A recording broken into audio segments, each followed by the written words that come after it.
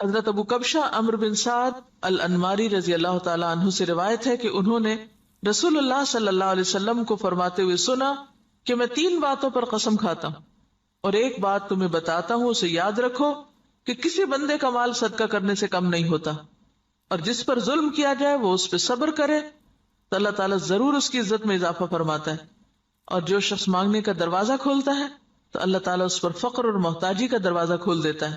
اور ایک بات میں تمہیں بتاتا ہوں، پس اسے یاد رکھو، دنیا میں 4 قسم کے لوگ ہیں۔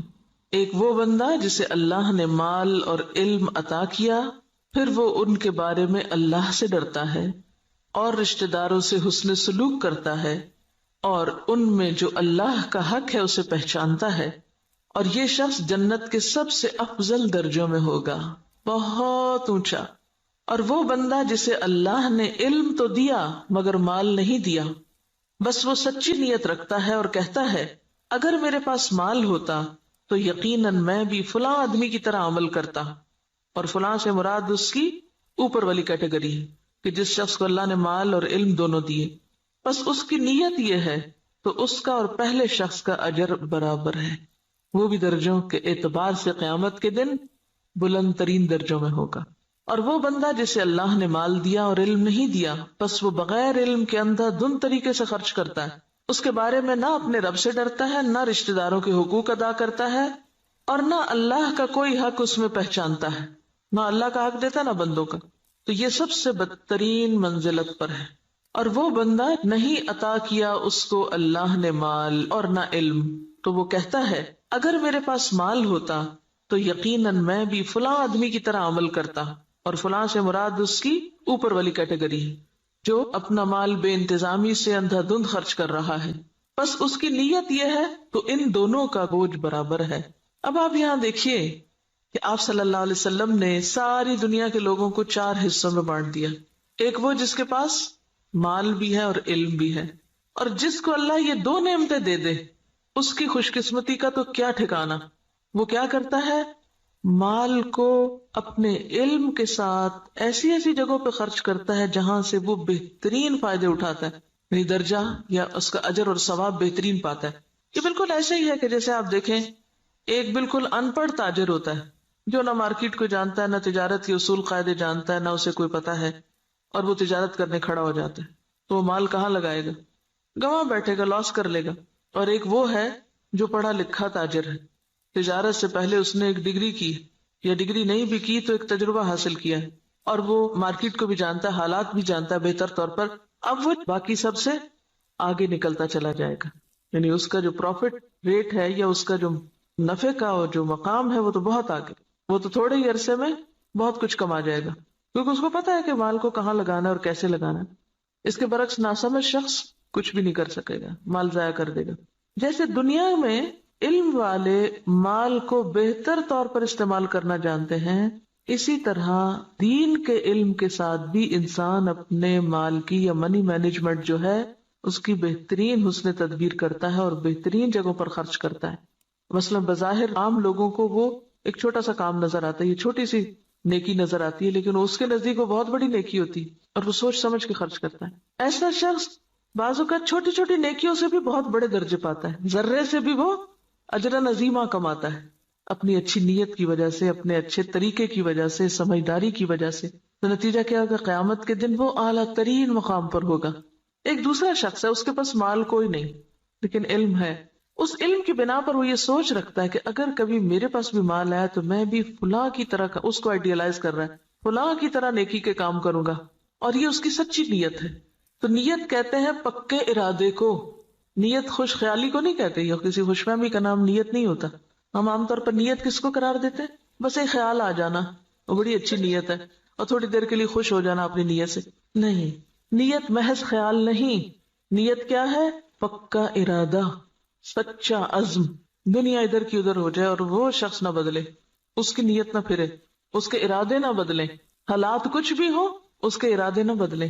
ہمارا عام طور پہ کیا حال ہوتا ہے، جب ہم اللہ سے راضی ہوتے ہیں تو اللہ کی راہ میں بہت کچھ خرچ کرنا چاہتے ہیں، نیکی بھی بڑی کرنا چاہتے ہیں، جب اللہ سے ناراض ہوتے ہیں پھر کیا کرتے ہیں، کسی بندے سے ہم راضی ہوتے ہیں تو اس پہ خوب لٹاتے ہیں، اور جب اگر اس بندے سے ناراض ہو جائے تو پھر ہم اس کو کیا دیتے ہیں، پھر اس کو آگ کر دیتے ہیں۔ ایسا ہی ہے نا، تو یہ سچی نیت ہے۔ پکا ارادہ نیکی کرنے کا نہیں.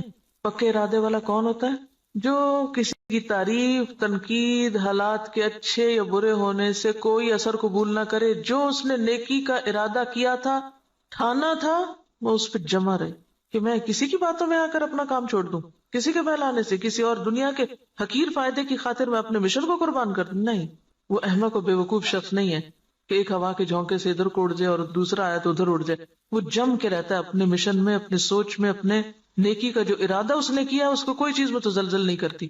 ہمارا حال دیکھیں نا، ہم کئی دفعہ مال خرچ کرنے کا سوچتے ہیں، پھر تھوڑی دیر بعد شیطان آ جاتا ہے اور وہ کیا کرتا ہے؟ نیت خراب کر دیتا. ہوتا ہے نا ایسے کہ نہیں ہوتا کبھی آپ کے ساتھ؟ یہ سچی نیت کوئی نہیں ہوتی. سچی نیت تو وہ ہوتی ہے کہ بس آپ نے کر لی اور اب دنیا ادھر کی ادھر ہو جائے اور آپ نے کرنا ہی کرنا ہے. ایسی نیت اگر کسی کی ہے اور مال نہیں بھی تو اللہ تو نیتوں کو جانتا ہے نا. ہم عام طور پہ کب کہتے ہیں اللہ نیت جانتا ہے میری؟ صرف خود کو کور کرنے کے لیے. ایسے شخص کو اللہ تعالیٰ بغیر کچھ کیے بھی وہی درجہ دے گا جو ایک کرنے والا کر کے لے رہا ہے. محض نیت کی سچائی کی وجہ سے، ارادے کی پختگی کی وجہ سے، خیر پر استقامت کی وجہ سے. تو یہ چیز دین میں بہت ضروری ہے. تیسرا وہ شخص ہے کہ جس کے پاس مال ہے، علم کوئی نہیں. اب یہ الٹ گیا قصہ. پہلے کے پاس علم تھا، مال کوئی نہیں تھا. اب اس کے پاس مال ہے، علم کوئی نہیں. اب وہ کیا ہے؟ بس جدھر اس کی خواہش نفس کہتی ہے، جدھر لوگ کہتے ہیں، جدھر اور لوگ جو کچھ کر رہے ہیں وہ بھی اندھا دھند وہی مال خرچ کرنا شروع کر دیتا ہے، دکھاوے میں، ریاکاری میں اور دنیاوی شہرت کے لیے. اب ظاہر پوچھ ہوگی. آپ کو پتا ہے کہ ابن آدم کے قدم ٹلیں گے نہیں قیامت کے دن جب تک کہ وہ 5 باتوں کے جواب نہ دے دے. اور اس میں سے ایک سوال کیا ہوگا؟ مال کہاں سے کمایا اور کہاں خرچ کیا، یہ پوچھا جائے گا. ایسا نہیں ہے کہ بس آپ چھوڑ دیے جائیں گے کہ بھیا اللہ میرا مال تھا، میری مرضی. یہ بات نہیں ہے. مال اللہ کی دی ہوئی ایک امانت ہے آپ کے پاس، اس کو اللہ کی مرضی کے مطابق ہی خرچ کرنا ہے. یہ نہیں کہ اگر آپ کو مال مل گیا تو اختیار بھی مل گیا. منمانی کرنے کا اختیار تو نہیں مل جاتا مال ملنے سے. یہ ملتا ہے ویسے ہم نے لیا ہوا ہے. ہم اپنے مال کو خرچ کرتے وقت کیا ذہن میں رکھ کے خرچ کرتے ہیں؟ میرا مال، میری مرضی، کیا مرضی کرو. کوئی سمجھائے بھی تو ہم کیا کہتے ہیں؟ جہاں جی چاہے اڑاؤں. تم کون ہوتے مجھے کچھ کہنے والے؟ میرے پیسے ہیں نا، جو چاہوں کروں. اور وہ اس کی نیت کیا ہے؟ کوئی اس کی نیت نہیں. خاص طور پر جو حدیث کے الفاظ ہیں نا قابل غور ہے. لا يصل فيه رحمه ولا يعلم لله فيه حقا. نہ رشتہ داروں کو دیتا ہے اور نہ اللہ کا حق پہچانتا ہے، نہ فی سبیل اللہ خرچ کرتا ہے. یہ مالدار شخص قیامت کے دن سب سے بدترین جگہ پر ہوگا کہ جس کو اللہ نے دنیا میں مال تو دیا لیکن اس کے بس کوئی سمجھ نہیں ہے کہ اس نے اس کے ساتھ کرنا کیا ہے. اور چوتھا وہ ہے بدقسمت کہ جس کے پاس ہے بھی کچھ نہیں ہاتھ میں لیکن آئیڈیالائز اس کو کرتا ہے. ہی اس تیسرے شخص کو کہ جو غلط جگہوں پہ مال خرچ کر رہا ہے. عام طور پر ہم لوگ کس کی پیروی کرنا چاہتے ہیں؟ اس شخص کی جس کے پاس مال ہے اور وہ نیکی کے راستے میں خرچ کرتا ہے، یا اس کی جس کے پاس مال ہے اور وہ دکھاووں کے لیے خرچ کرتا ہے؟ انڈیا کا کوئی امیر ترین شخص ہے، وہ کہتا ہے کہ میں کھانا تو 2 وقت کا کھاؤں گا، لیکن اگر کوئی شخص اعلیٰ تعلیم حاصل کرنے کے لیے وظیفہ چاہے تو اپنے مال میں سے اس پہ خرچ کروں گا. تو یہ ایک ایسی مثال ہے نا کہ اس کے پاس ہے بہت کچھ لیکن وہ صرف ذاتی عیاشی میں نہیں اڑا رہا، وہ اعلیٰ مقاصد میں خرچ کر رہا ہے. اور لوگوں کے لیے ایک مثال یہ بھی، اور ایک وہ شخص ہے کہ جس کے پاس ہے اور وہ محض خواہشات کی تکمیل میں اور ذاتی خوشی میں خرچ کر رہا ہے. تو نتیجہ کیا ہے؟ باقی لوگ بھی اس کو آئیڈیالائز کر رہے ہیں اور وہی کچھ کر رہے ہیں. آج آپ دیکھیں کہ ہمارے معاشرے میں جس طرح نمود و نمائش ہو گئی ہے یا اس کے مظاہر جو نظر آتے ہیں، اس کے پیچھے کیا چیز ہے؟ فضول خرچی کے پیچھے کیا نفسیات ہوتی؟ دکھاوا اور نمود و نمائش کے پیچھے کیا ذاتی بڑائی کا جذبہ کہ لوگ مجھے بڑا مان لیں. تو قیامت کے دن ایسا شخص کہاں ہوگا؟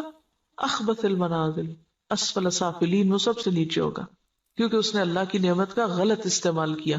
تو ہم سب کے لیے کیا ضروری ہے کہ ہم اپنے اپنے طریقوں کا جائزہ لیں. کوئی پیسہ خرچ کرنے سے پہلے ذرا رک جائیں اور سوچیں کہاں دے رہے ہیں، کس کو دے رہے ہیں، کیوں دے رہے ہیں، کیا مقصد ہے، کیا نیت ہے، کیا ارادہ ہے. اور اگر مقاصد چھوٹے چھوٹے ہیں، صرف دنیا سامنے ہے تو چھوٹا دل ہے اور چھوٹی جزا ہے. اور اگر دل بڑا ہے، مقاصد بڑے ہیں تو ذات سے بھی کاٹ لیں گے، اپنے آرام سے بھی کاٹ لیں گے اور بڑی جگہ پر انویسٹ کریں گے. صرف زبان کے ذائقے پر ہی خرچ کرتے چلے جانا، صرف دل کے سکون میں لباس پر ہی خرچ کرتے چلے جانا، صرف اپنی ذات ہی کو یا اپنے ہی آرام کو دیکھتے چلے جانا اور دین کے اور اعلیٰ ترین مقاصد کو بھول جانا، تو دنیا میں بھی مسلمانوں کو کس سے دوچار کر رہا ہے. اب دیکھیے، ہم نے بہت اس پر پہلے بھی بات کی تھی کہ ترقی یافتہ قومیں، آپ کو پتا 40% تک ٹیکس ہوتا ہے ان کا، 40 بازو کا 60% بھی ٹیکس ہوتا ہے، کہ آپ نے 100 روپیہ کمایا 60 روپے دے دیجئے گورنمنٹ کو، وہ آپ کے لیے سڑکیں بنائے، اسپتال بنائے، ریسرچ سینٹر قائم کرے تاکہ قوم ترقی کرے۔ ہمارا کیا حال ہوتا ہے کہ ہم جتنا بھی کمائیں وہ سارے کا سارا پلٹ کر اپنی جیب میں ڈالیں، گھر ہمارا محل ہو، سڑک اور گلی چاہے ہماری ٹوٹی پھوٹی ہو۔ اسی وجہ سے ہم اس حال میں ہیں کہ ہم بڑے مقاصد میں خرچ نہیں کر سکتے، اپنی ذات کے لیے اور اپنے ہی لیے، اور پھر اپنے اوپر خرچ کرنے کے لیے ایسے ایسے طریقے اختیار کرتے ہیں کہ جس سے اجتماعی فائدہ پیچھے چلا جاتا ہے۔ اب دیکھیے کہ ایک قطرہ جب دریا میں ملتا ہے تو کیا ہو جاتا ہے، وہ کیا کہلاتا ہے، دریا کہلاتا ہے، اور جب وہ صرف قطرہ رہتا ہے تو وہ اپنی انفرادیت بھی کھو دیتا ہے، اپنی آئیڈینٹی بھی ختم کر دیتا ہے۔ اگر ہم صرف اپنی ذات کو نمایاں کرتے رہے ختم ہو کے رہ جائیں گے، اور اگر ہم نے یہ سب کچھ اچھے مقاصد کے لیے اپنے آپ کو بھی اور اپنے مال اور اپنے اوقات کو بھی لگایا تو پھر اعلیٰ ترین منازل پا سکتے ہیں۔